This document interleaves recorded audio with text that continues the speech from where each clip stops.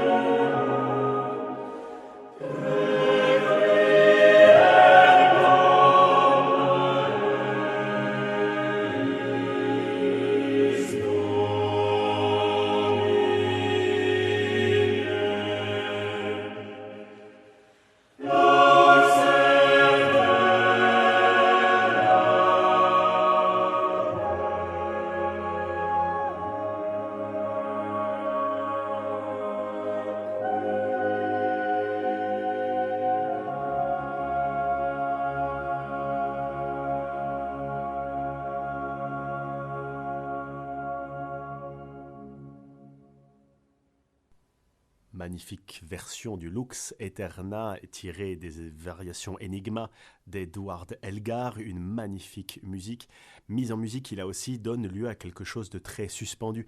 Et c'est dans cette suspension que l'on va continuer à établir des liens musicaux qui sont assez évidents entre cette musique très évanescente et les textes. Et là, je vais vous proposer un Ave Maris Stella, qui est une hymne catholique consacrée à la Vierge Marie, qui appartient historiquement d'abord au répertoire grégorien et qui s'est beaucoup diffusé dans tous les monastères d'Europe et qui a été extrêmement populaire, notamment à partir de la Renaissance. Alors, le texte, le poème est un petit peu long, je vais juste vous dire les deux premières strophes qui, là aussi, donnent un petit aperçu de ce qui va se passer. Salut étoile de la mer, mère nourricière de Dieu, et cependant toujours vierge, heureuse porte du ciel.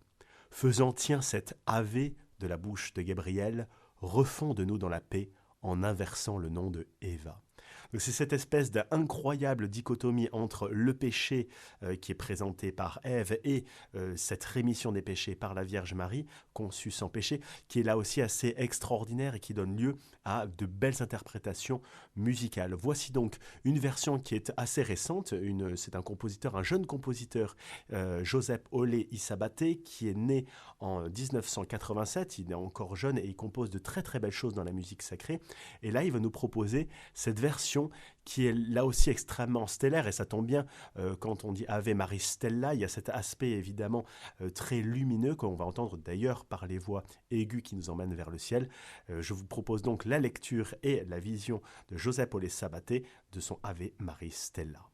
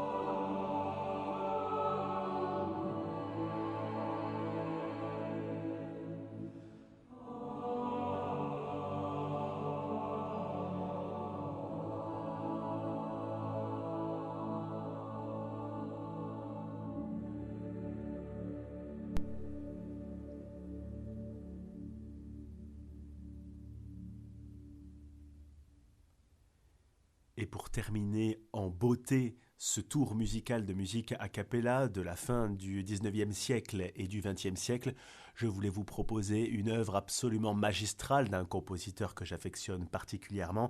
Il s'agit de Francis Poulenc, immense compositeur du 20e siècle, hélas mal aimé en France. On le connaît pour ses litanies à la Vierge Noire, son concerto pour orgue, beaucoup d'œuvres symphoniques, mais il a beaucoup écrit pour la musique sacrée suite à une conversion assez tardive qui s'est faite pas très loin d'ailleurs dans le sud-ouest de la France, à Rocamadour. Il a été pris d'admiration par cette Vierge Noire et il s'est mis à beaucoup composer de musique sacrée. Et je vais vous proposer l'un de ces 4 motets pour un temps de pénitence, le deuxième, Vinea Mea Electa, qui est une œuvre absolument sublime, très humaine, très sentimentale. Comme on l'entend beaucoup finalement chez ce compositeur, il y a quelque chose d'extrêmement viscéral. Et quand le compositeur parle de cette vigne qu'il a choisie, du péché et de cette substitution à Barabbas, on sent toute la douleur et en même temps tout le triomphe prochain qui sera celui de la mort du Christ. C'est une œuvre absolument magistrale, tout en couleur, tout en contraste, comme il arrive souvent chez ce compositeur, parfois avec des quintes à vide qui font presque début de la Renaissance et parfois avec des audaces stylistiques bien plus importantes qui montrent ce côté intemporel du message de la mort du Christ qui est si douloureuse. C'est une œuvre absolument magistrale qui s'inscrit donc dans d'autres motets que je vous invite à découvrir et je vais laisser la musique s'exprimer et d'ailleurs je vous laisserai avec ça tant le final est resplendissant et donne à se dire vraiment tout est accompli. Je vous laisse donc avec cette motée incroyable de Poulenc et je dois quand même mettre en avant l'incroyable interprétation du chœur du Trinity College de Cambridge. Je le dis parce que là, ça m'a laissé absolument sans voix. Je vous laisse donc avec cette version incroyable. Belle écoute à vous et à la semaine prochaine sur Point d'orgue.